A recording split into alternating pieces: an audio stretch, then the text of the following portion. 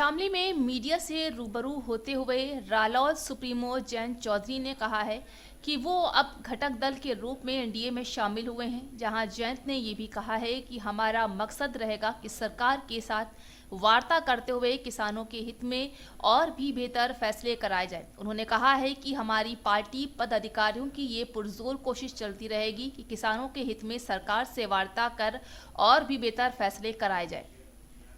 बता दें कि शामली में पीडीएफ पर जयंत चौधरी ने चुटकी भी ली है। उन्होंने कहा है कि ये लोकतंत्र है और इसका मजा लो। वारिस जी हमारे पार्टी के सम्मानित नेता हैं और इनके परिवार और हमारे परिवार का पुराना नाता रहा। बेगम जी आज हमारे बीच में नहीं, उनका बहुत मान सम्मान क्षेत्र के लोगों में है। मुझे भी याद है जो मैंने उनके साथ पल बिताए, उनकी मुस्कुराहट, उनका प्यार।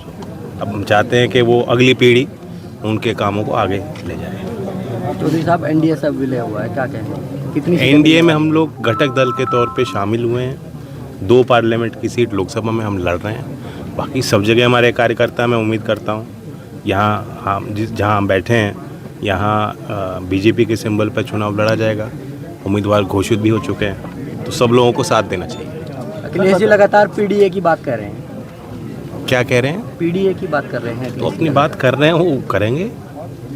यही तो लोकतंत्र है, लोकतंत्र का मजा लो।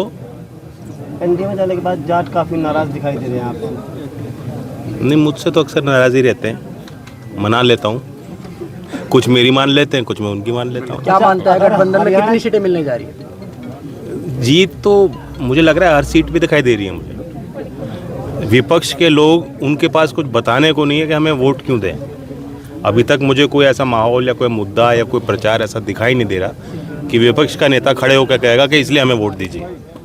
तो अभी तो वोट मांगने की स्थिति नहीं है। अब लगातार किसानों की बात करती थी, अब एनडीए के साथ गठबंधन था, तो क्या आपका कुछ कारण रहे होंगे। अब 10 साल वो रहे खट्टर जी, तो कुछ कारण बने होंगे, पार्टी ने उसको महसूस किया।